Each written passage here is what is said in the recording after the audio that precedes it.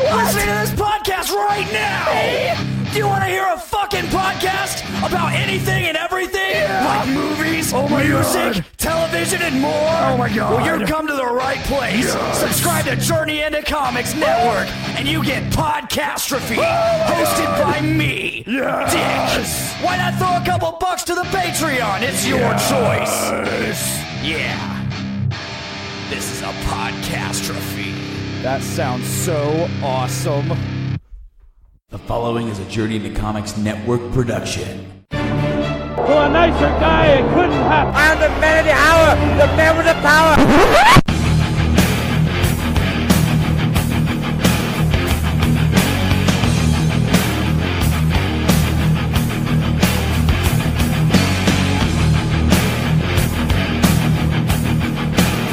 Welcome everyone to Journey into Wrestling.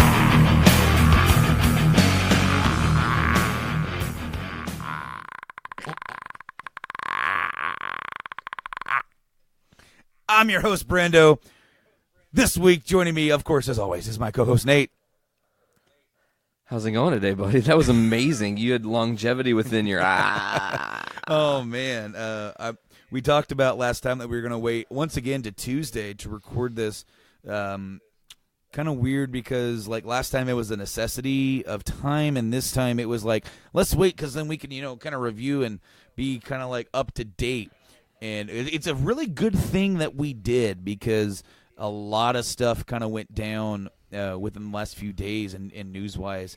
Hell, within the last 24 hours. No, Brando. man, I know. And, of course, if you're just listening to us this week, Monday was the 25th anniversary of Raw. Henceforth, woo! Henceforth, the theme for this week's episode. We're all Raw based. I even went through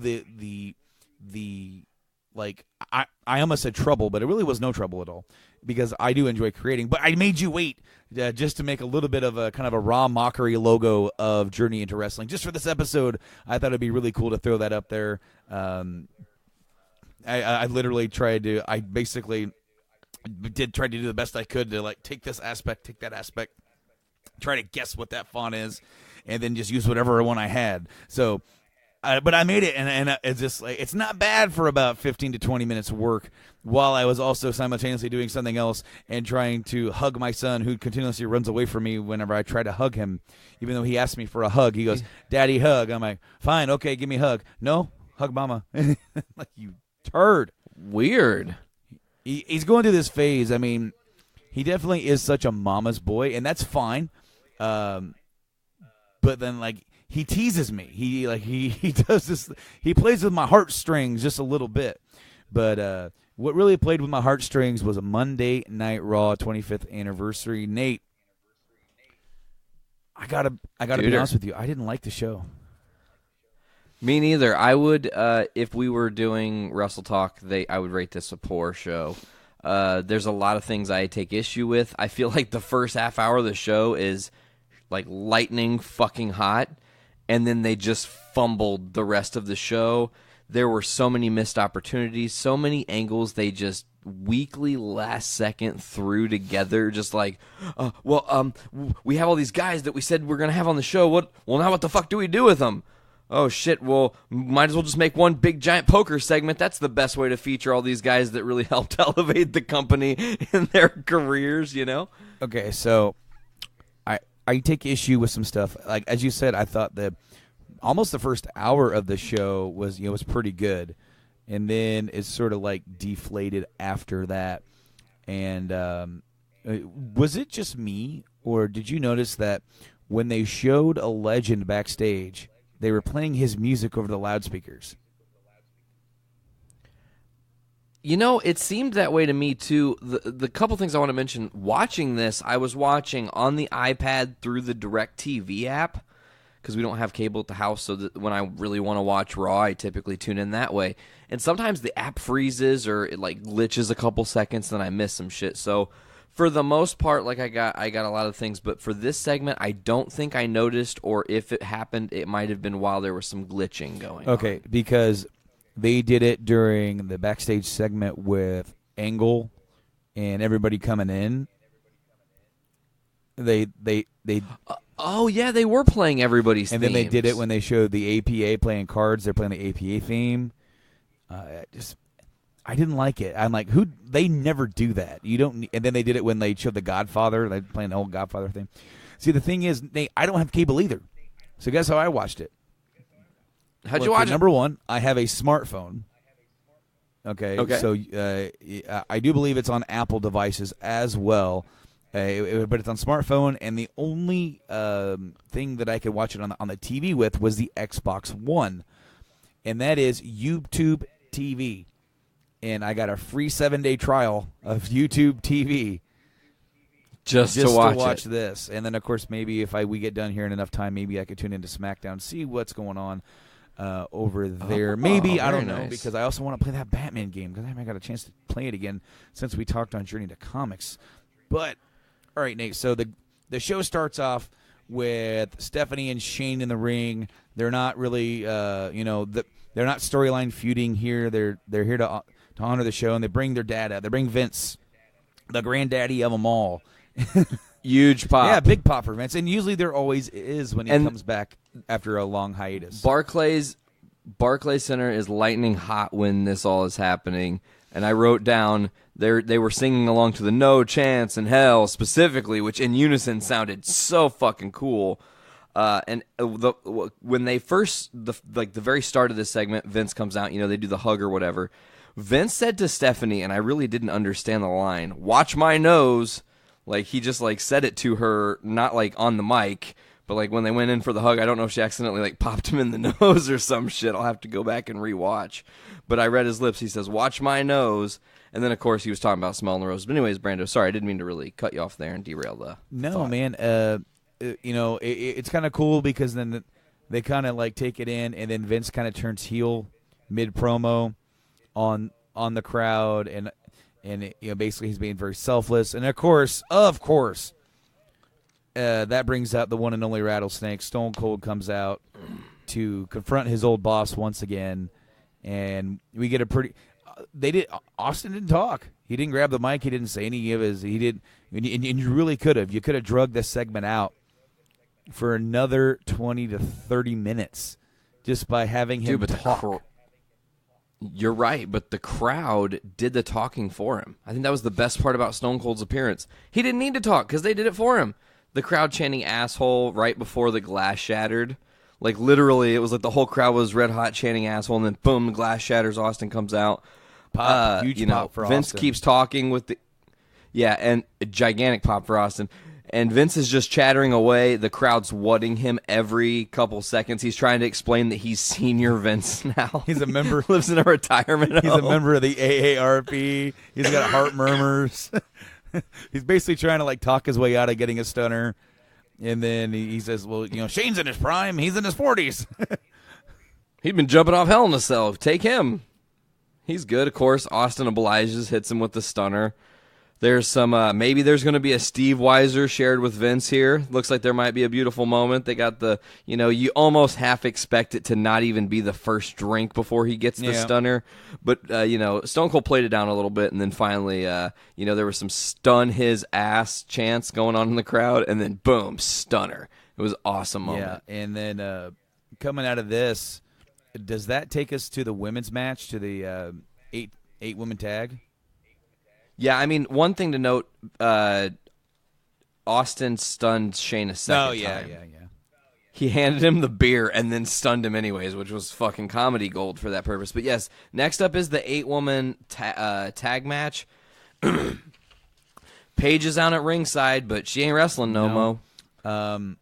If there's one thing that I noticed, it's the first Raw I've actually watched live in a while. Lot of freaking commercial breaks. Oh, man, too many. Holy crap. You only get about an hour and 45 minutes worth of actual action. Well, I mean, this show didn't have a whole lot of that anyway. True. Which leads me to my problem because they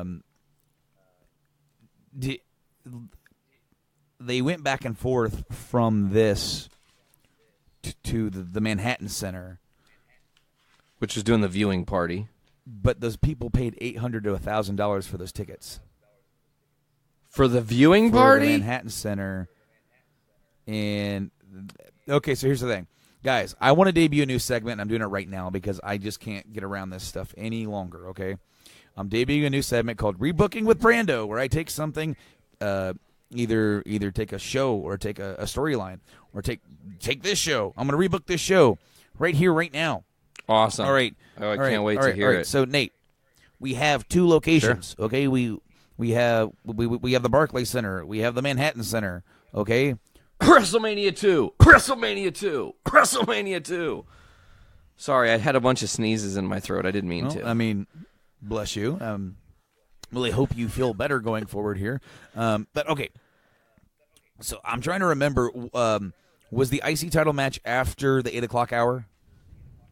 Okay, so here's what I've got in the notes. You got the Absolution Fatal 4-Way match with obviously, okay. Then you got the little Kurt segment. They did the Undertaker package at 7:49. Okay. Then the Undertaker segment happened next in the center, right? And 25 years of terror, blah blah blah, teasing all that shit. He doesn't really say anything. He doesn't really hype that anything's going to happen. I was really expecting John Cena's music to hit right here, Brando. I was waiting on it. Like, I was like, hey, when's Cena's music going to hit? This is the perfect opportunity. And, of course, it didn't. But then, looks like, what do I have here? 8:05 is officially when they started the IC title match. So what I would have done, restructured the first hour of the show where the entire first hour is at Barclays. And we moved the Taker segment. We're going to shorten, since the Austin thing, since he doesn't talk, we're going to shorten the women's match just a little bit. So that way we give Miz and Roman more time, because that's going to close out the first hour. Do you maybe rebook this 8-woman match? And I know you're trying to feature everybody, but do you maybe book it as like a 6-pack or like a 3-on-3 type thing to just get a little less chaos going into the end of the first hour? Basically what I'm doing is after the women's match, we're going to go to break. We're going to do we're doing the Kurt segment, and then we're going to do the Roman Miz match. We're going to move the breaks around to where that way it works out to where the Roman Miz match ends the first hour. And then the entire second hour is over at the Manhattan Center. Ooh. We don't go back to Barclays Center until the third hour. This allows us to feature more at the Manhattan Center than what they got. We kick it off with the Taker segment. We go to break. We come back with Bray Wyatt and Woken Matt Hardy. Okay. So they get a segment, and then you can. I know they had during that second hour was the Elias Cena thing, Peep Show thing. Oh, yeah, okay, the Peep Show thing. Also, Jericho's in there somewhere because that happens before the Elias Cena thing. Right. So we're gonna mix and match stuff around to where the whole second hour, there's stuff going on at the Manhattan Center, and we're not going back and forth and doing this crap. And you close out they closed out the last part of the third hour before going to break into coming back to they had this little the DX reunion, and then you had the Balor Club come out, and the Balor Club had like a 30-second match with the Revival, literally blink and you miss it, and then they beat up on the Revival. Well, that's going to close out hour 2. Okay, we're going to have a whole. Basically, what I'm going to do is try to book an old school Raw segment, like book that 1 hour Raw in the middle of the show. Book Awesome. an hour, and book an hour. Do none of this back and forth stuff where those guys at the Manhattan Center have to sit there and watch something for 40 minutes, then come back and they get a segment. Yeah, it doesn't really seem fair. No. I will say they got some cool shit, though. I don't know if you saw like the behind-the-scenes stuff that happened after the cameras went off and Miz came over to the thing and Rollins came over. And, I think they tried to make up for it a little bit with the experience. But honestly, Brando, listen, I don't have this kind of money. I just want to say this one thing real quick. I might not have this kind of money, but for the experience to sit in that arena, to get that ring and the whole overall experience, just to almost be reliving 1993, it would be worth that price for me. Did they misbook? Absolutely. But let's keep going with what you got. I can't wait. Okay, so AJ is there. AJ just does a backstage segment. Why not utilize AJ in a match? You know? Yes. Because I didn't really feel like their nostalgia booking here was that great. It really wasn't. And so I would... Also, did they tease the NWO or say the NWO was going to appear and then just Hall appeared? Nash couldn't make it. Nash had knee surgery and was saying that he couldn't fly yet. So he had to back out, so only Hall showed up. Damn. So, yeah, I mean, it is what it is. But we did get, like the DX reunion. I like some of that stuff. I mean, yeah, I'm kind of jumping around it, like in the show a little bit. I liked some of the banter, which that's always funny. I like how Sean kept trying to bring up like stuff that he probably wouldn't talk about now. Yeah. And then Trips is trying to like tell him, no, we can't talk about that. And then he's like, but do you remember that one time we wore the Santa hats? And then I like when Sean got frustrated. He goes, "Dang, I used to be the boss of this group. Now you're the boss of everything." That's true. Absolutely. And then they brought the Outlaws out. Does it bug you that? Yes. I already know what you're going to ask, but the answer is yes. Does it bug you that Road Dogg doesn't say your ass better call somebody, but calls Billy Gunn badass Billy? Badass he still Billy says Gunn. ass. Yes. The answer. Yes. Exactly. Thank you. Brandon brought up a point I was going to bring up on the show. Thank you so much. It doesn't make any sense to me. I get so... Okay, growing up, I'm a big mark for the New Age Outlaws, so... Oh, you didn't know? Down. Your ass better call somebody. You know, that shit, like... When that went off, when I was a kid, I would go fucking ballistic and be stoked. So now, when it doesn't quite hit that note, I'm like, you fake-ass, bitch-ass motherfucking liar. That's not what you used to say. And then he's like, the badass Billy Gunn. And I was like, no! If you're not going to say it in the intro, you don't get to say it here, Road Dogg. That's not how this game works anymore, my friend. And it would work if he censored himself that time, too. Because... back in the day, he used to he goes, the Road Dogg Jesse Dames, the B-A, double D, A double crooked letter. Yeah, I remember when he used to spell it out. That was awesome, too. And, why did they bring Pac out, like, almost last? That was, like, kind of a backwards thing, because it was a dip in the... Because, no offense to Pac, and he got a great pop. The 1, 2, 3 chant was beautiful. Having him there in the Manhattan Center was a cool moment. And, of course, also having Razor right there alongside of him, introduced as Razor and not as Scott Hall, which was kind of cool. But it just, like, his mic skills have never really developed that much, so he just has, like, a couple, like, chain smoker voice one-liners, and then that's it for Pac. He should have been before the Outlaws and then introduced the Outlaws. That was my thinking. But okay, so you remember X-Pac used to have his own variation of the DX theme? Yeah. And then they just played the regular DX theme? Yeah, that's weird. Is there a reason? I don't know. I'm pointing that out. Like, I was expecting it to go and it one night turned the dot, spin my mind, I kept on rocking the bottom line. You know, like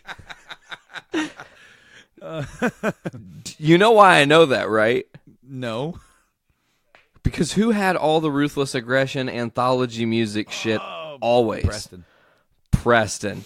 So every time we hung out together, we would jam different stuff, and I liked the X-Pac theme when I was a kid, so of course Preston I fucking jammed really it. digging the Val Venus theme. Oh, the horn? Like the saxophone, like the porn music.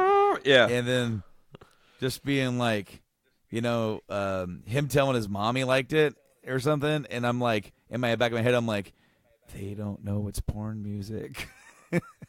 Yeah, like they're not catching that they're missing the reference. I just don't like it's funny because the kind of stuff that we watched when we were kids, they won't even allow on TV now. Oh Jesus, no. You couldn't. Okay, any segment with Sable now, not a fucking chance. None.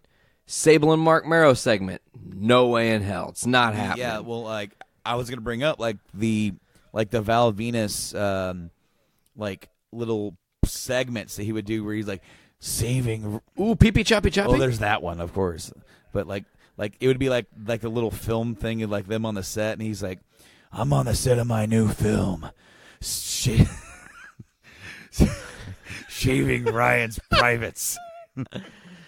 Oh God, I remember that too. Hello, ladies. And he'd always have some weird sexual like innuendo joke to say. It's like, That was a great Sean Morley you impersonation. see the big Valboski? It's kind of like a Timex watch. I take a licking and keep on ticking. Oh my God, you do a great Sean Morley. Seriously, I was actually quite impressed. And the thing that, again, since we do the video record now, I get to see your face. You actually did like the little like the little thumb his lick little thing. like Well, the little thumb lick thing. I was you just were spot on. You do spot on impersonations that no one ever sees. It's damn frustrating. Well, see, the thing sometimes. is that's how I get into it. That's how I it's the motion, it's the face, or whatever. That's how I try to get the voice better. Because I've never ever attempted to do Val Venus, like ever. I've never practiced. Well, you were on it, other than being a kid, like just. And hello, ladies. Hello, ladies. Never tried. Brando, what? I mean, I kind of know the answer to this. I don't think there are very many of them, but favorite moments from Raw 25. I mean, the segment with Austin and McMahon's like, that's it. Like, I loved The Miz winning the IC title though. That's great. He's right behind Jericho now for most IC titles. I really dug the segment with Kurt where they brought in everybody, and I have a list of everybody brought out. Well, it was Harvey. Well, first it was No, first it was Coach, and then Harvey Whippleman, Brooklyn Brawler, and then Teddy Long, and then Brother Love. The Brother Love thing, and then Boogeyman. Yeah, Boogie. But Brother Love cracked me up because he's coming in and he's like, "Oh, it's so good to see everybody. Hello, brother." He said, Brother Whippleman. Brother Whippleman, brother Brooklyn, brother. You. Like he didn't know who Coachman was. That cracked me up. Something to wrestle with is going to have an awesome field day with that. Of course, he has heavy support, so it was awesome to see him, and he got a huge pop. Oh yeah, man, Pritchard got a huge pop. Friday. Pritchard, the live Pritchard show was at the Barclays Center. Oh, if you that's bought a awesome. ticket to go see the Nets, you also got a ticket to see Something to Wrestle With live. That's badass. I can't wait to hear that. Well, they don't record them. They never record. What? When they go live, they don't record the live shows. You can only get the live show if you buy the ticket, and they talk about stuff they can't talk about on air. Oh wow, that's cool. We should go to that sometime. I would love to. Cool I believe the next ones are he's got one in Philly. That's the same weekend as it's going to be two. It's going to be 2 for 1. It's going to be Something to Wrestle With live, and the Jake the Snake one-man show at the ECW Arena.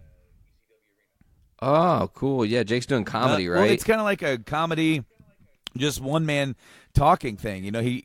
He tells stories and all that kind of stuff. Dude, one thing I want to mention real quick from the Kurt segment that they did the backstage, Boogeyman came out last. And I will say Kurt was staring him down while he was eating those worms with nothing but love and adulation. Just like, this is the coolest shit I have ever got to witness in my own real life ever. And then he was like looking at the worms, like Kurt Angle's just like, oh my God, this dude is nuts. Kurt didn't cross paths with Boogeyman in their times, I don't think. No, I mean they were on the same brand at one point, but other than that, never really did anything ever. I don't remember. Like, wasn't Boogeyman's finish just like a slam? I think so. Yeah. Weak finish. This Raw is weak, Brandon. I'm not happy with it because they really. I say that I wanted to talk about this later, too, when we get to the Rumble stuff, but they really fumbled the ball here at Raw 25. So many opportunities to book things for the future. There's one thing that comes out of this. Roman losing the IC title solidified him winning the Rumble, I think. which is insanity. Not the fact that he could win, okay, but the fact that they're in Philly again. And they think they can do it. And Philly is the building that booed him the fuck out the year that he won. And they booed The Rock. Yeah. Okay? I'm just saying, you don't need to have Roman win the fucking Rumble to have him face Lesnar. You don't. No, you don't. At all. And now with the Shield essentially split up, I mean, you can give Roman his own fucking warpath. Fucking make Braun Strowman win the Rumble, right? And then have Roman come and get his vengeance from last year. Like, no, I'm going to be the motherfucker that goes and beats Brock Lesnar, not you. You've already had your shot a couple times over, you know. And yeah, you didn't. And yeah, you didn't take the pin. Kane took the pin. I'm predicting that at the Rumble. But anyways, I watched this thing on the network that had like their top 25 moments. Did you watch that or anything? Okay, so I'm watching, and it's like 2:30 in the morning, and curiosity's piqued me, but I'm so tired I can barely keep my fucking eyes open. So I'm just like, you know what? I'll try my best. I'll try to stay awake for the whole list. Spots 25 to like 10 get counted down. No CM Punk whatsoever. And I'm like, he's not going to make this fucking list at all. There's no way. They're just going to avoid CM Punk. And I don't know how you can do that. It's a travesty. Lo and behold, the number 2 top moment of all time was Punk's pipe bomb. Awesome. Only behind Austin's Zamboni, I think, or the beer truck, one of the two. I can't remember which one it was. So it was cool to see Punk actually kind of get a little bit of recognition there when really he didn't in anything else. Obviously, somebody who helped shape a decent chunk of Raw, you know, while he was there. So to not be featured there, and also I wanted to mention this: they're in their little thing that they did, their little vignette of all the cool moments of Raw that they played right after the show started. They actually featured a match with Chris Benoit, although they did not show him. The Angle Cage. Yep. I was actually shocked they put that footage in there. Well, they were careful about it.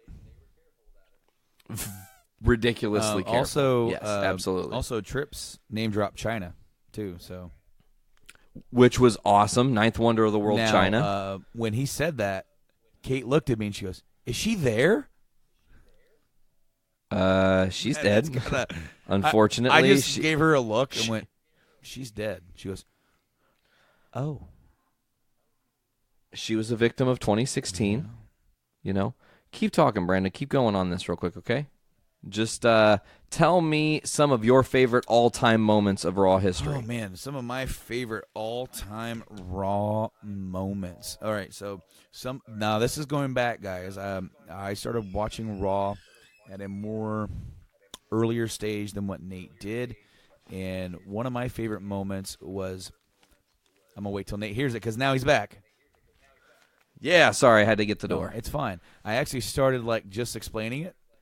That I watched cool. Raw. I was watching Raw before you had started watching Raw. So one of my earliest favorite moments was Bret Hart versus the 1-2-3 Kid. It was a June episode of Monday Night Raw. That match, Nate. Yes, sir. We're gonna find out what day that match was or which one that is. You'll be able to find it on the network. Go to Raw 94, go to June, and you'll see it. Like they'll definitely highlight it.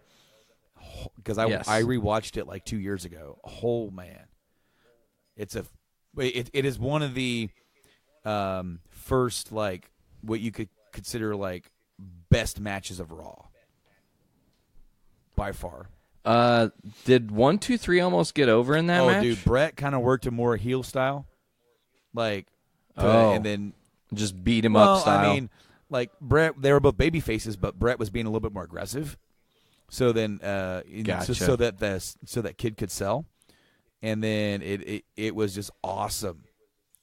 And the match is called by JR and Macho, and both of them give him a standing ovation after. It was pretty cool. So man, going forward, I remember Vader attacking Gorilla Monsoon. Okay, that's a cool moment. Vader in 1996, Vader came in hurt, and one way to get him out was to suspend him, and they beat up Gorilla. And of course, Gorilla, a legend, getting beat up by Vader, got him some heat. But then the interim president of WWF, in his absence, was Rowdy Roddy Piper. Oh, that's kind of awesome. Piper set up the Iron Man match in '96 at WrestleMania 12.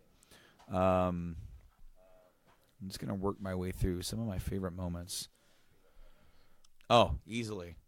Brett turns heel.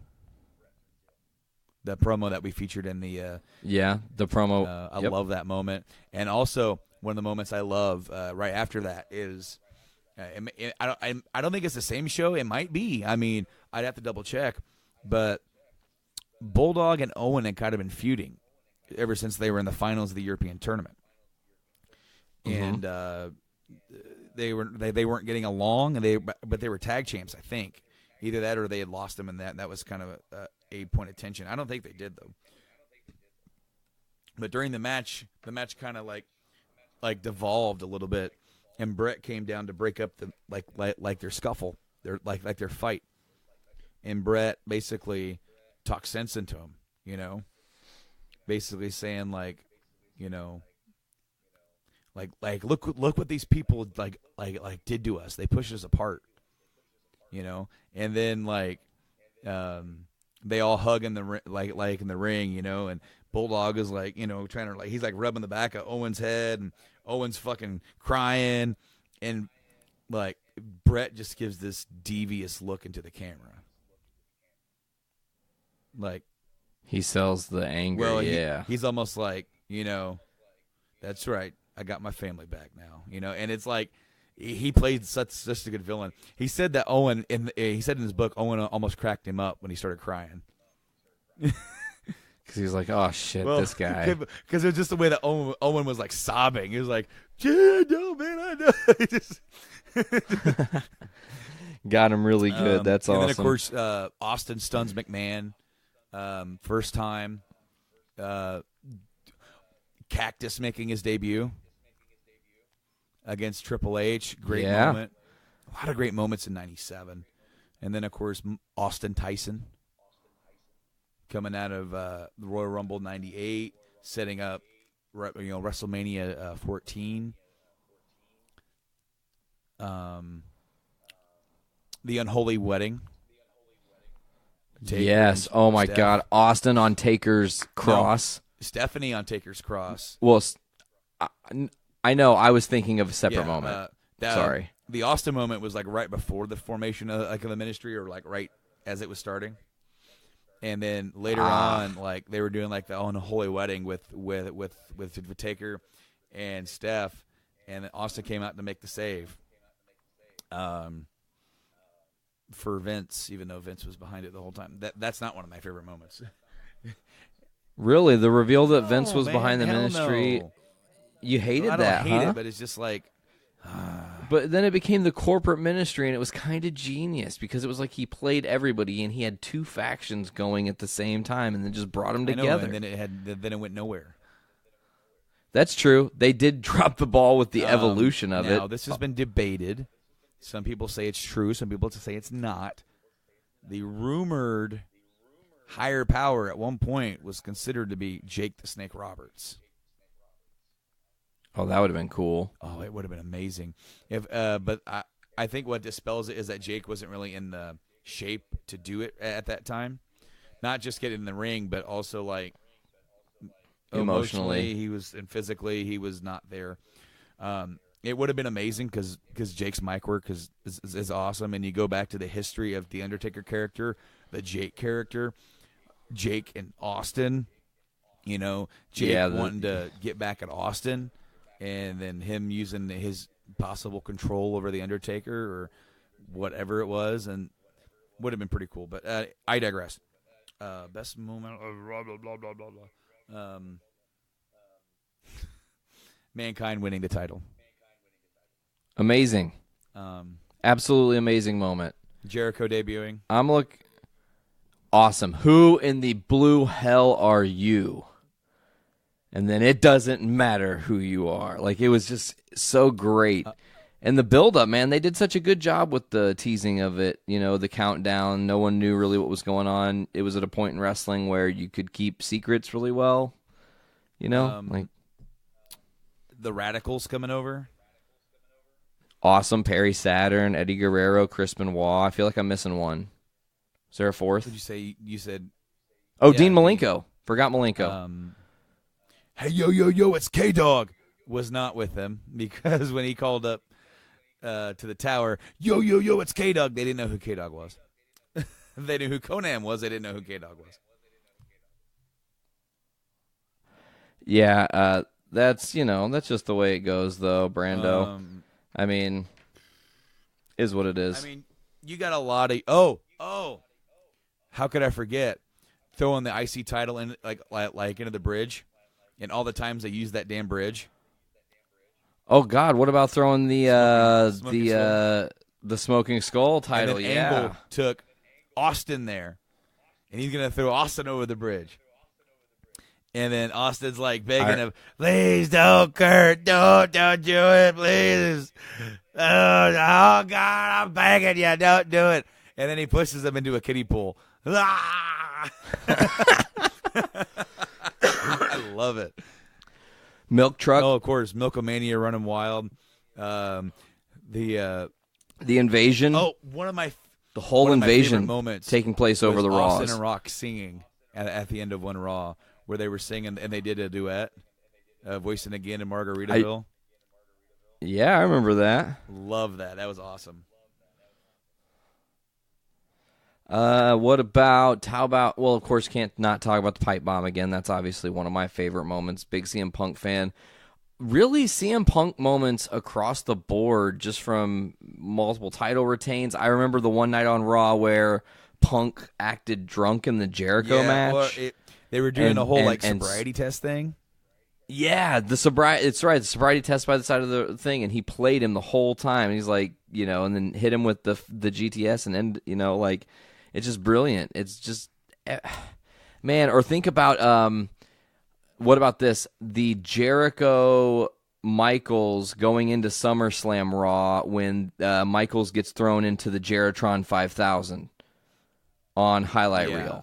Also a highlight reel moment, John Cena making his Raw debut as #1 draft pick. Yeah, God. Awesome moment. Jericho looks kind of like that Jericho now. A little bit with the hair, yeah. Speaking of which, Jericho, did you see his shirt? I didn't get a look at it, no. Aha, guess what it was? It said Alpha Jericho Club, and it was a Bullet Club riff on his own shirt, but it was not fully visible. Like, they kind of quasi-covered it a little bit. And all that kind of stuff. That was a good moment. I like the Jericho moment with Elias. I can see why Elias is getting over. He's actually getting very entertaining. He is really entertaining. It's cool because I'm only literally one person separated from Elias. I think I mentioned that on the show before, maybe, or no. I don't know. Have I mentioned that before? Remember. Okay, so my buddy Steve, who lives in Philly, grew up with Elias, I actually have the real dude who is Elias on my Facebook as a real Facebook friend. I was friends with him before he even debuted in NXT. Because my dude Steve was like, hey, man, my buddy's a wrestler. He's coming up, and he's going to do it, Like, people should get into him and follow him and shit. And I did. Just, like, whatever. And it's crazy because it's Elias. And it's just like, what? That's crazy. Get out of here, dude. That's awesome. Yeah. No, that doesn't mean he's going to easily be coming on our show. They're very busy fucking people. Let's just keep it real. I guess I can quickly transition from Jericho's Alpha shirt into a little bit of indie news here, Brando. I just recently, like yesterday, listened to a little interview that Kenny Omega did talking about 2019 and the question, will he go to WWE? And he answered in a way that really... it makes me better understand Kenny Omega as not only as a person, but also as a wrestler. He says, would going there be fun? Sure. Would it be fulfilling? Sure. But his goals that he has set for himself in New Japan Pro Wrestling come before anything else. Once those goals are set, sure, he'll see. But he doesn't want to ever leave New Japan at a point where him walking away hurts their product. He doesn't want it to be, almost the same kind of feeling when AJ and Nakamura and the guys left, and that was a big hit to their company. That was a lot of their stars going out the door. So just to hear him say that, it's like maybe in 2019 we'll get that, maybe not. But right now, Kenny Omega signed that 1-year deal with New Japan to ensure he's staying there at least through 2019. Also, the Bullet Club is, I'm sure you know this, they're doing the All In show. They're funding their own pay-per-view event type thing. And the big front-running city to possibly host is actually Chicago. Right. And I literally only put that on the rundown because I just want to say, if that's possible, we absolutely should go. It would be incredible. And tickets probably won't be crazy expensive. I think they'll be fairly priced. One would hope. I've heard a little bit about that. I've heard conjecture that while they're setting this up, that CM Punk would show up. Yes, absolutely. And that comes back to a conversation that the Young Bucks had with CM Punk, where Punk had said if he came back to wrestle, he wouldn't mind wrestling one of the Jackson brothers. So would that happen? Would it just be a spot? Who knows? We don't know. But obviously, those guys are going to try to make a statement. And if they can really make a ridiculously large splash and not stick it to the WWE, but really show that they are building something that's a lot bigger than Vince is giving them credit for, it might change the landscape of wrestling a little bit again. Well, here's the thing. No wrestling promotion other than WWE has drawn over like 10,000 people in the States in a long time. And the thing is that with Punk coming in, could they do that? Potentially. If you get the right card together, you get the right amount of guys coming in, you could easily do it probably, especially in the Chicagoland area. The thing is, can you replicate that success elsewhere? Because that would be the issue. Because I think there's two. Who's drawing that house? Is it Punk or is it the ROH dudes? I guarantee you, it's mostly Punk at that point. ROH runs Chicago. That's true. And they don't draw that And they much. have great shows there. They have great shows, but they don't draw 10,000. No, I think that I just recently read that their typical Chicago show's a 4,000 draw. But I want you to think about it like this, Brando. If they're putting on their own show, they're in charge of booking. They're in charge of how it's going to look. They're going to be in charge of how it's presented, how it's marketed, how it's, distributed to everyone. They're going to want to make this thing make a big, legit splash. They'll do it right. And I think showing that maybe sometimes the guys who are in the trenches have a better finger on the trigger or better finger on the pulse than the guys in the front office at quote-unquote WWE thinking they know what's best for business. I just don't know. I just think that it's possible if they book the right card, it wouldn't just be CM Punk that draws 10,000 plus to a Chicago show, because people would be like, holy fuck, first of all, CM Punk's coming back, but second of all, look at this ridiculous card. Look at all these great matches we're going to see. Look at these other guys that we aren't talking about, Colt Cabana showing up and all these other people who might just come out of the woodwork for whatever reason or do whatever. And it becomes some sort of spectacle.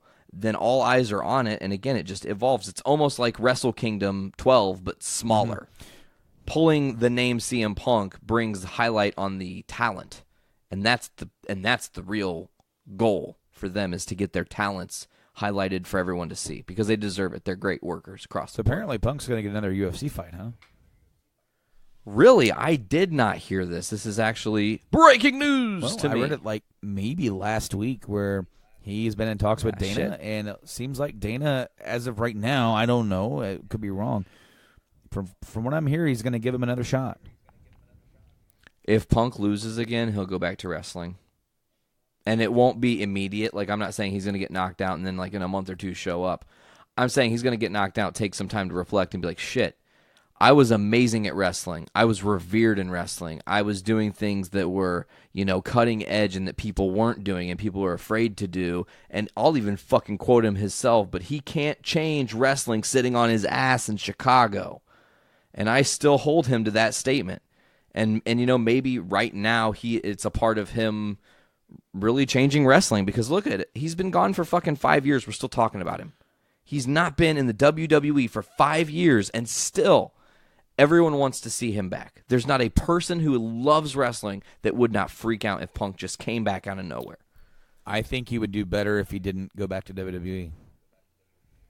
I also agree with that. Now that he had the WWE success, going back to the Indies to just really run the roost. Well, because he'll be able to work when he wants, what he wants. He'll be able to go to Japan. He'll be able to work Ring of Honor. He'll be able to help them out. He'll be able to go and do what he wants when he wants. And shit, maybe at that point, if he's done enough of those other things, he gets an appearance for WWE. It doesn't mean he's signing a contract to wrestle there, but an appearance like on Raw 25, if you will, anything is possible. Yeah, potentially. And you know, I will say that about the WWE. How many long withstanding feuds that have happened in the history of professional wrestling within the WWE that we have watched play out between the head office or whoever are still tangling on to this day, and it's really just the CM Punk shit. There's no one else because everyone else bridged, you know. That bridge was burned for a while for Warrior. He unburned it. The bridge was burned for Brett for a while. He unburned it, you know. Sometimes you got to eat a little shit to move forward, you know, and I think that's maybe a little thing that CM Punk's going to learn. Did CM Punk do the wrong thing walking out? I don't think so. I think he did a very smart thing because they were trying to run him to death, and he saw that.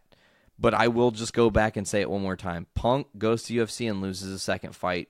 He'll never fight again in that regard, and he'll definitely be back wrestling.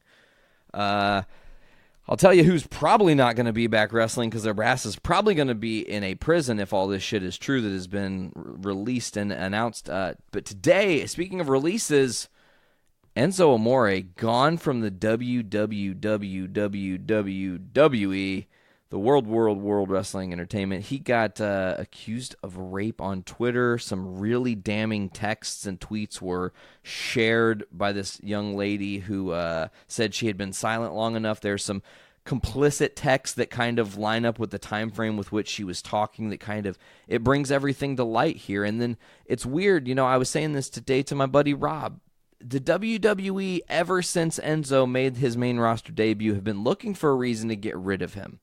He has made an ass out of himself time and time again, and he, I will argue, is one of the best performers as far as an entertainment way to look at it. Not necessarily wrestling. I think he was just a decent mid-grade wrestler, but he had it all and fucked it up for himself, and he has no one to blame but him. He was stripped of the Cruiserweight title. I feel like just when 205 Live couldn't take any more fucking damage, they just get dealt a fucking death blow. Like, you should stop 205 Live this instant because it's not working. Neville left. Kalisto had the title for a hot flash in the pan. You had Akira Toriyama or whatever his name is. You know, I don't. Takawa, I fucked it up. I'm not gonna try there, folks. But you know, you had all this shit go on with 205 Live, and now it's just like a barren wasteland of oops, we fucked it all up. So what do you do now? They just built the Zoe train and all this shit, and there was just like all this hype and all this stuff. Of course, Enzo did not appear on Monday Night Raw last night. I want to mention that. He was not there, and I don't think I saw him, right? You didn't see him? No, he got suspended yesterday after the allegations came out. Yeah, man. This is awful. Completely awful. He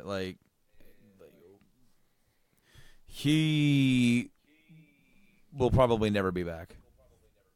Ever. Correct. And never mentioned of again. Going forward. Castle get a whole new overhaul. They'll never feature footage of Enzo. He'll get blacklisted real quick. Yeah. I do have numbers from Monday Night Raw. The Raw special did a 4.5 million viewers. Damn, it's not bad. It's almost like Monday Night War numbers. Well, this is the highest rated episode of Monday Night Raw since March 30th, 2015, which is the night after Mania 31, that had 5.36 million viewers. Hour 1 had 4.8 million, Hour 2 had 4.6, Hour 3 had 4.1. I tell you what, That's way too many people to be watching that show. I'm surprised it didn't drop off more than that. Well, everybody was hoping some cool shit was going to pop off. Did you see the meme that kind of came out today? It's like a recycle meme. Let me see if I can find that real quick. It's on Facebook. Sure. While you're looking for it, I'll bring up another little thing I was thinking about with Monday Night Raw. It seemed like, just to go back to the guys who are in the indies, it seemed like there were a couple moments that were put on Monday Night Raw's 25th to almost bury them, or to try to, like, look, see, Too Sweet's our fucking thing now, you jackasses. Like, we're choosing to use it.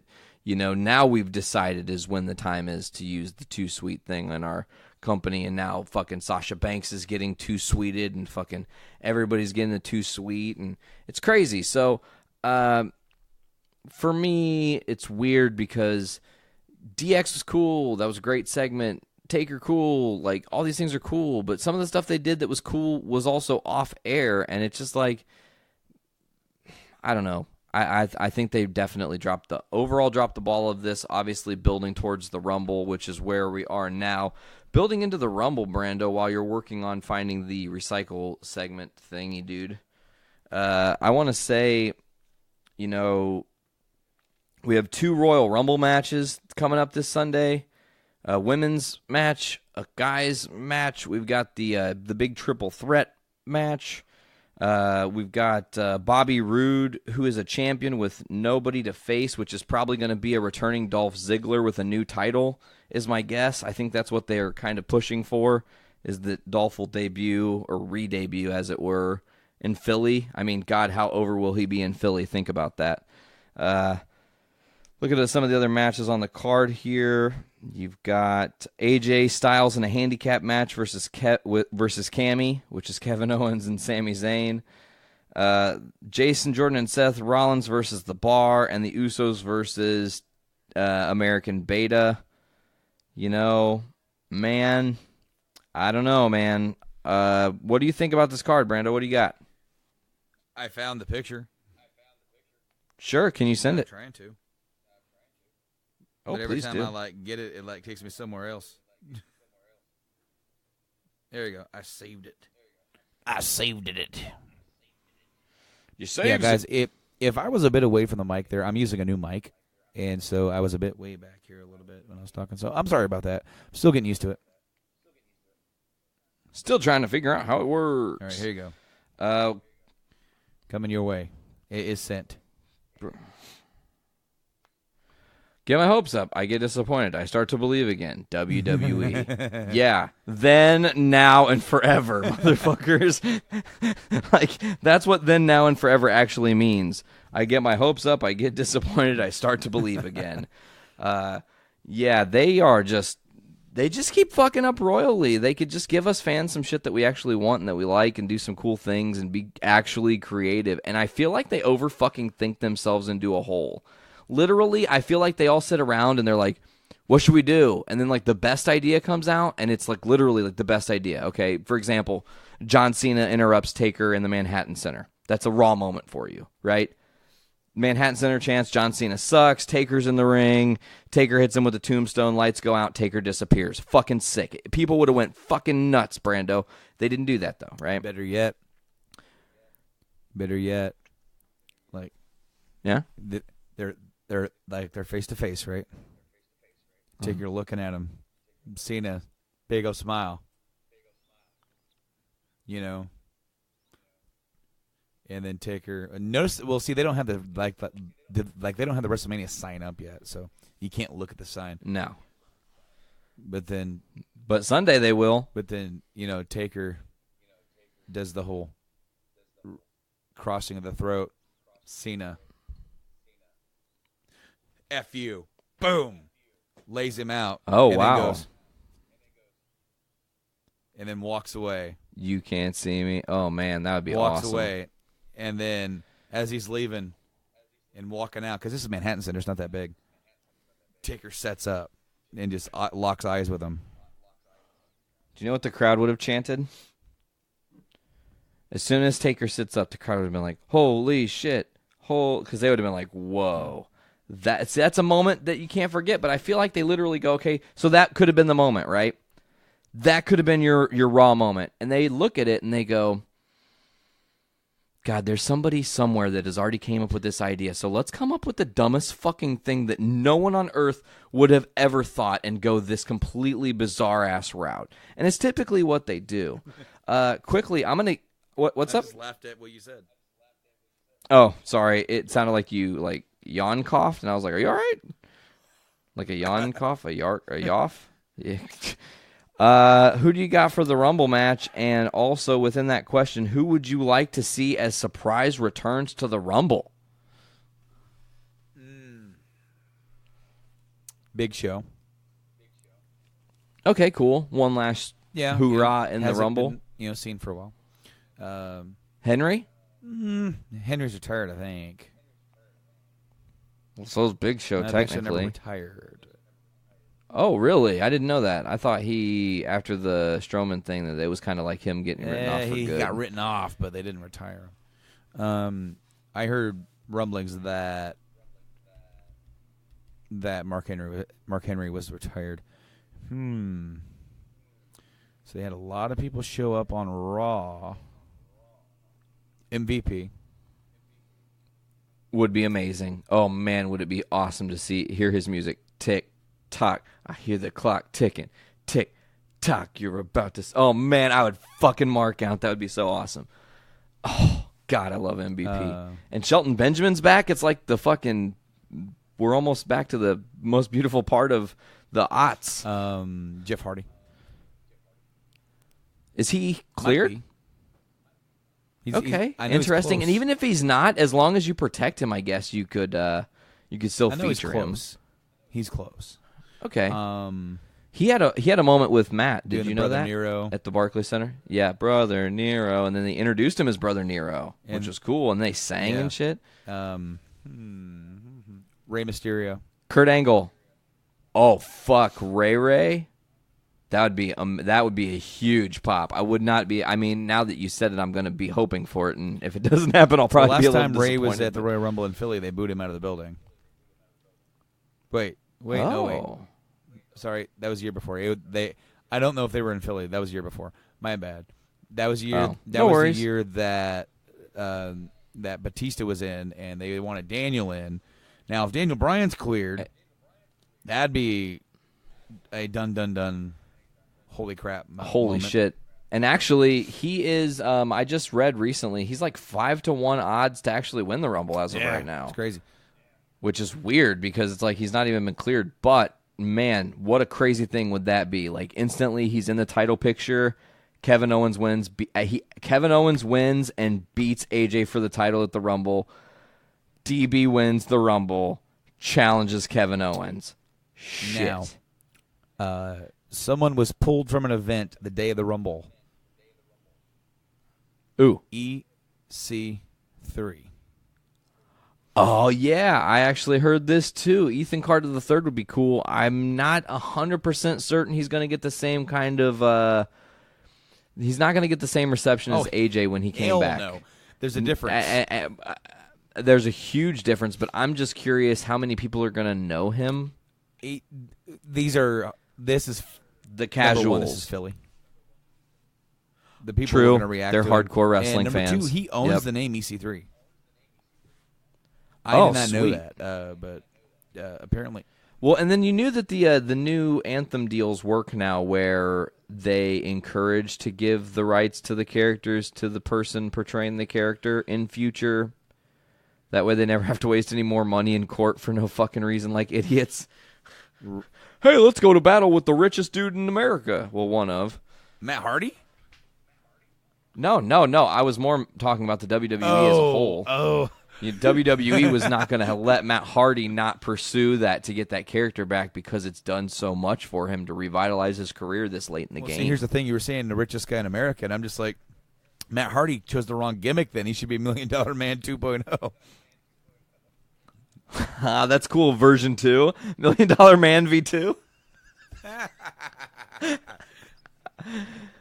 That's a good Matt Hardy reference. Hell yeah. Oh my God, how did we forget to talk about live sex on Raw?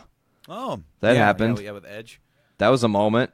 A lot of cool Edge moments, man.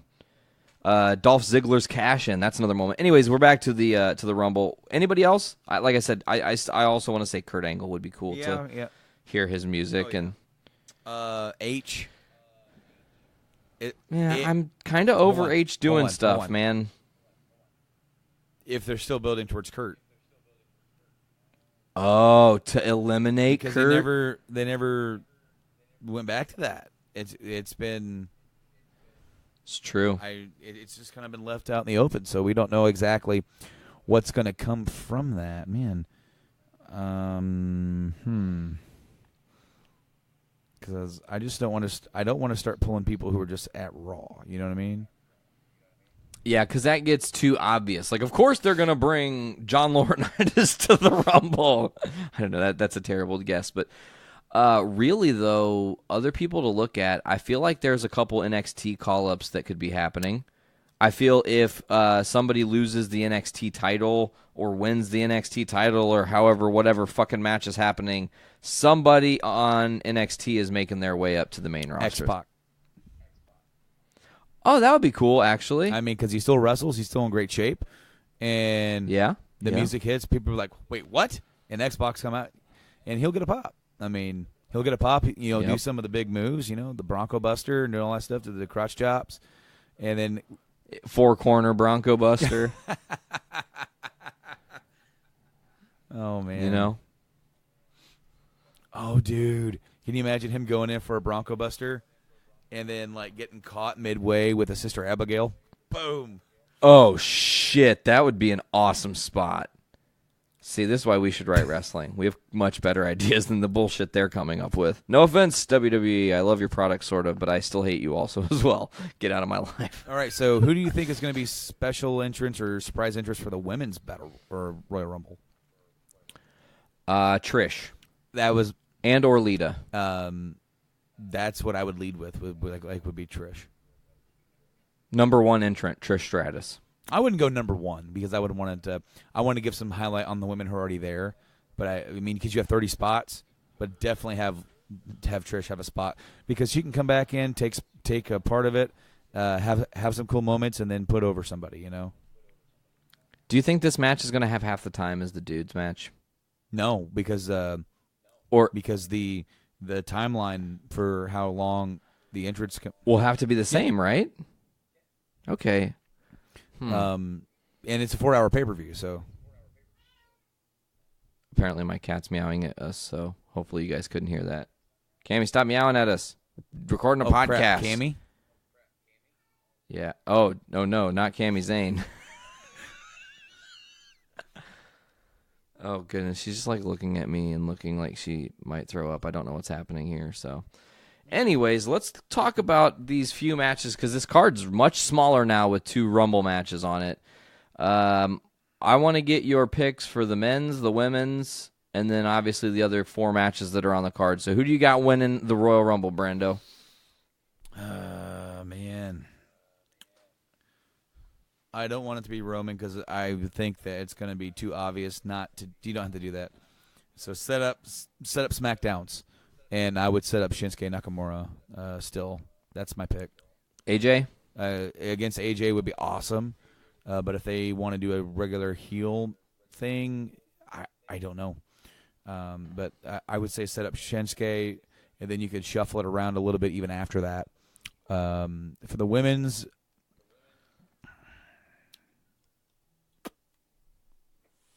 Oh man, I kind of want to throw a curveball here because sure, by having Asuka not win it, she's not getting pinned. Truth. Nia Jax. She is a force to be reckoned with. It would be an awesome way to solidify her even further. Alexa's buddy. And now she's not. And it's like, you're going to go challenge Charlotte, right? No.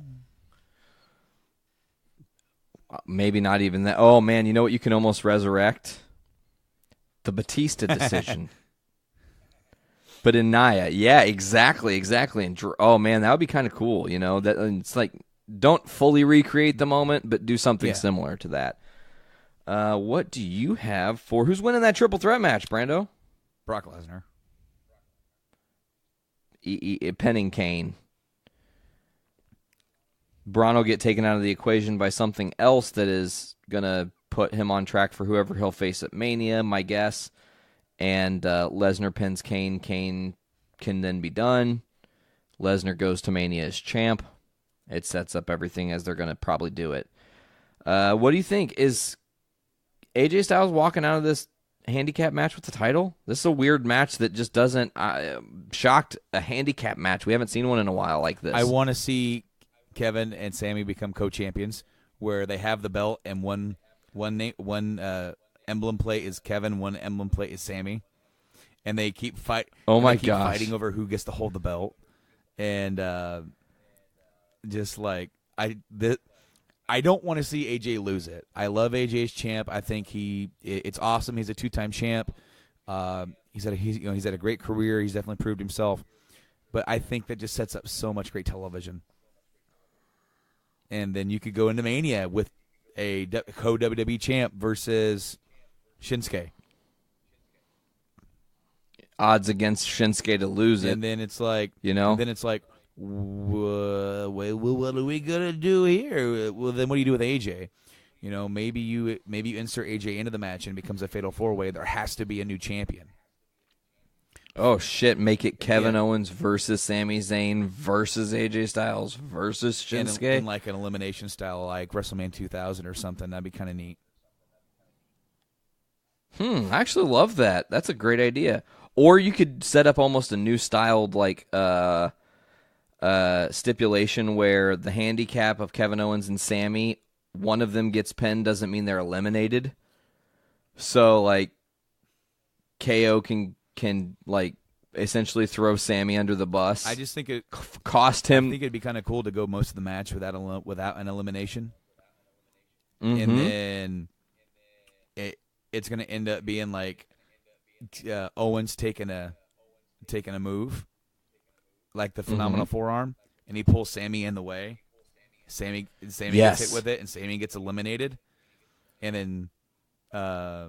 Now it's a triple threat. Shit's getting hot. And Sammy kind of screws Kevin over by costing him the title. Then it's Shinsuke and AJ 1-on-1 for like the last 6 minutes. Hell yeah! That would be awesome, man. And then who do you, of course? Who you putting over? I'm putting over Shinsuke, but.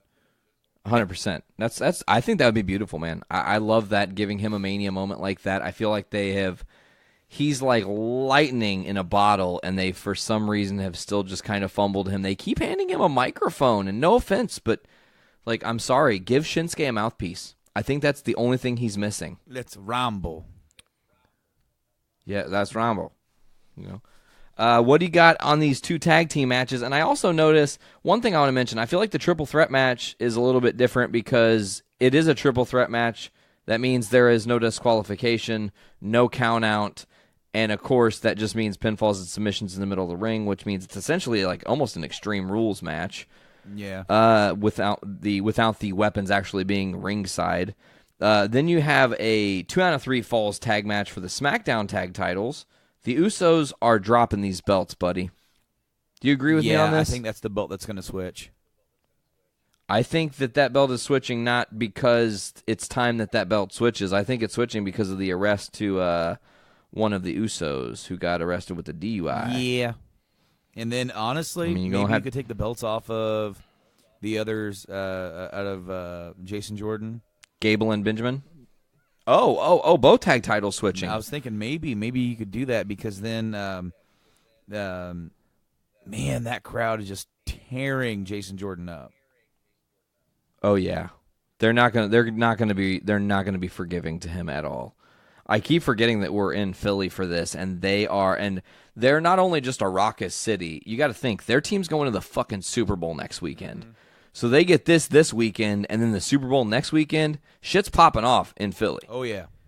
People are jacked for everything. So, yeah, I think that the Bar winning would be cool, too, because, you've had kind of the Usos and the Bar both coexisting as, like, these upper echelon, really legitimately setting the bar tag team champs on both shows. So the Usos going down, letting the bar regain the gold, kind of puts them as right now they're a little bit better than the Usos. Now if you want, fuck it. Have the Usos come back for a match at Mania versus Sheamus and Cesaro. Tear the damn house I would down. also, during the pre-show, crown a new Cruiserweight champion. Oh, of this show. And as of right now, there is nothing booked. How will they do that? You could do a multi-man match. You could do Battle Royal. Hey, a Royal Rumble. Hey, maybe do a Cruiserweight Royal Rumble to figure out. Maybe do like a 10-person or like a mini Rumble to figure out who's going to be the new Cruiserweight champion. It's either going to be Cedric Alexander or Brian Kendrick. Unless Kendrick's out on injury. Unless they bring in somebody. Unless Rockstar Spud debuts. Ooh. See, look at you thinking smart. Rockstar Spud debuts. He gets the title. He's a new hot name with the title. And then they fuck it up again and something else happens to 205. Next time on Journey into Wrestling. Rockstar Spud killed a guy. Oh, Jesus. You just went there. He almost killed a guy. He went New Jack on a guy. He did New Jack mass transit incident. Oh, Jesus. Cut that dude open. Brando, real quickly, I want to mention the WWE signed a couple cool big names since last time we spoke. We got Ricochet has been signed, Candice LeRae has been signed, and War Machine has been signed. By the way, Candice LeRae, do you know who she's real life married to? I should know this. Johnny Wrestling, Johnny Gargano. Yeah. Yeah, so they just made their way to the Performance Center. Maybe some of them will be sitting ringside at the Rumble. Maybe Ricochet will sit ringside at the Rumble like they do, teasing the next big star on their way to NXT. A lot of big things coming from that, Brando. I think we've only got one thing left to do today, and that's the random highlight. Am I correct? The random highlight is, in fact, here, my friends. If you didn't know, at the end of the show, we always try to do a segment called a random highlight, where we have a list of 10 names. And we're going to highlight this person, and we're going to talk about our favorite memories of matches, give you a little bit of a history breakdown of this person, and that every single week we throw it in our random name picker here on the miniwebtool.com/random name picker, and it picks out a name for us, and then we replace the name at the end of the show if we remember. We didn't one time, but we did the past couple. Yeah. But Okay, we cool. mentioned, hey, this is who we replaced him with. So the names are as just: Ric Flair, Eddie Guerrero, Woo! Kevin Nash, Chris Jericho, Trish Stratus, The Ultimate Warrior, Edge, John Cena, Magnum TA, and Stone Cold Steve Austin. Are you ready, sir? Yeah, 9 out of 10. I agree. And not to say that Magnum's not good. I just don't know enough about him to talk about why he's so good. You watch the matches, right? I did watch that awesome Starrcade match. So we'll see what happens here in the random highlight. Maybe we'll get to talk about it. Stone Cold Steve Austin. Stone Cold. Stone Cold. Stone Cold. Stone Cold. I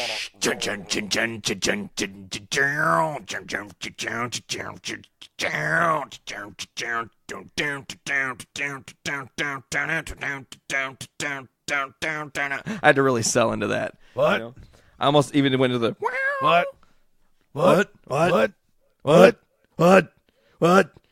Cheeseburger, what? Want to eat a little cheeseburger? Go down and get some fries at your local, delicious, tasty White Castle burgers. Get a little sliders. Gonna eat them. They're tasty. They're good. Okay, that's all I got.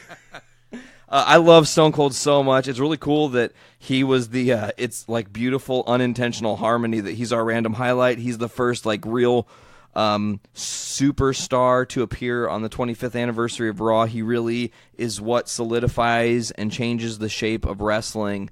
I think that there's so many things to be said about him as a wrestler. He is a next level performer who,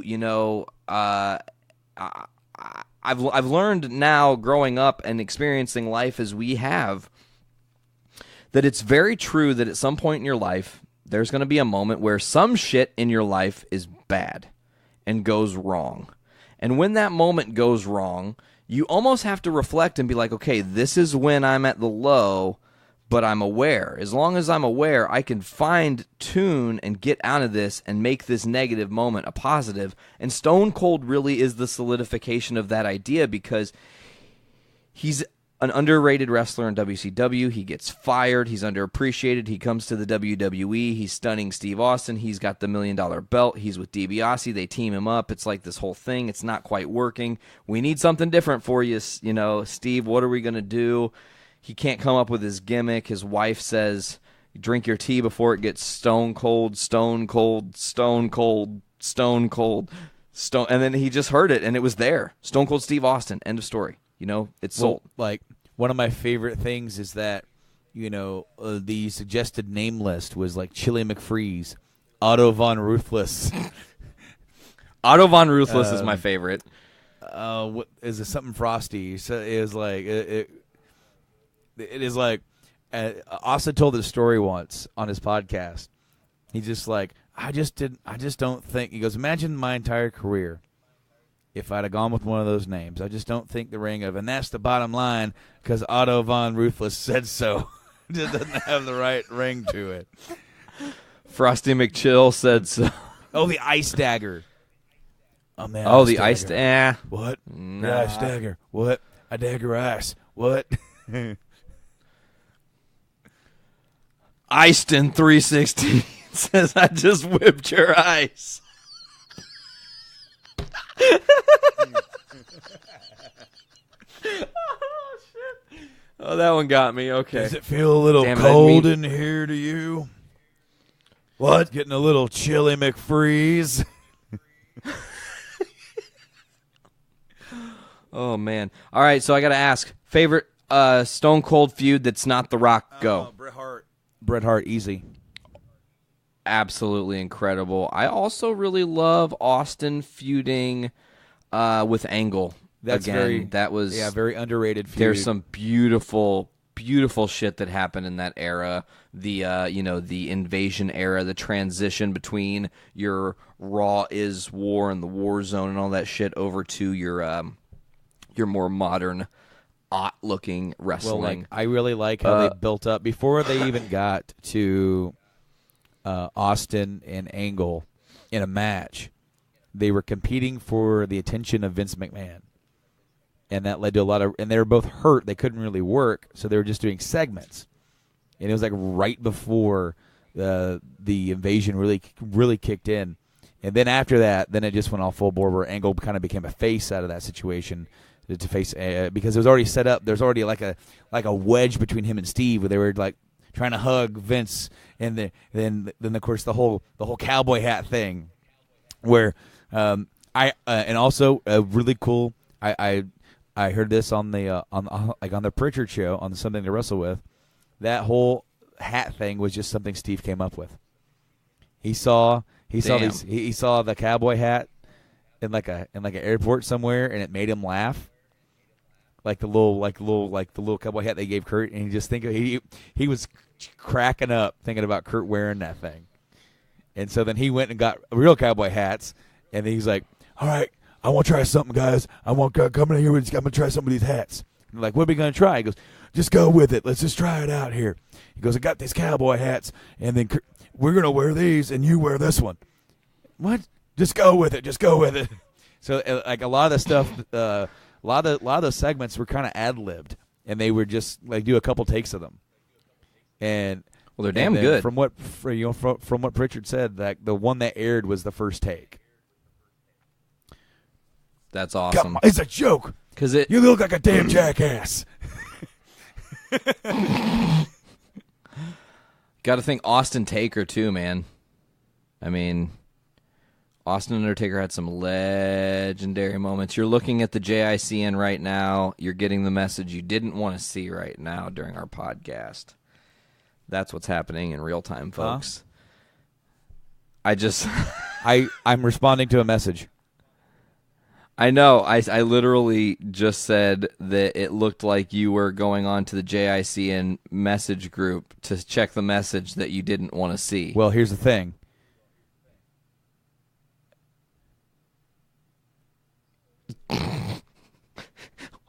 Well, here's the thing.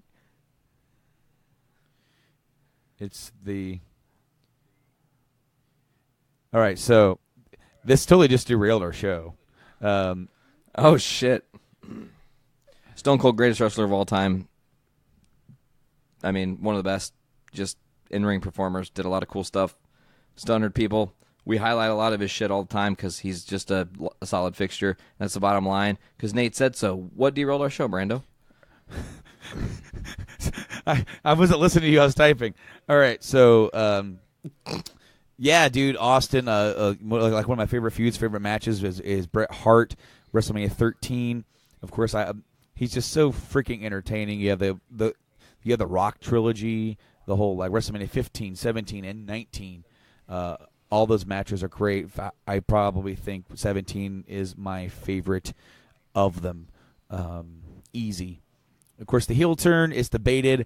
I like it. I actually really think it's awesome. It's funny. It's cool. But I can see why. Dude, they just didn't want to boo him. They wanted to cheer Austin, which is evident when he first came back into being a babyface. You know, they went right back to him. And it's unfortunate that we didn't get even more Austin in ring, because imagine Austin and Cena. Right as Austin's leaving, Cena's coming up, and you could have this cool passing of the torch type thing at that time. And, of course, it didn't happen. So,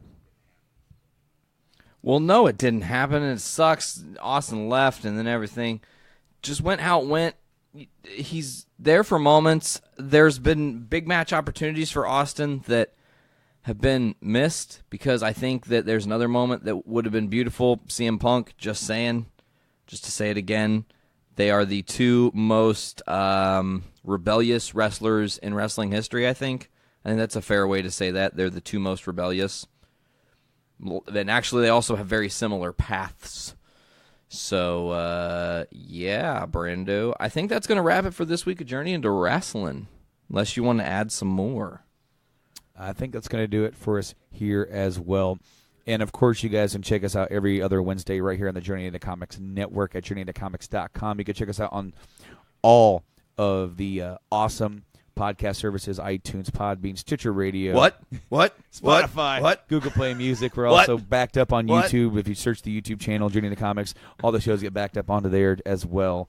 So no matter where you want to digest us, you can.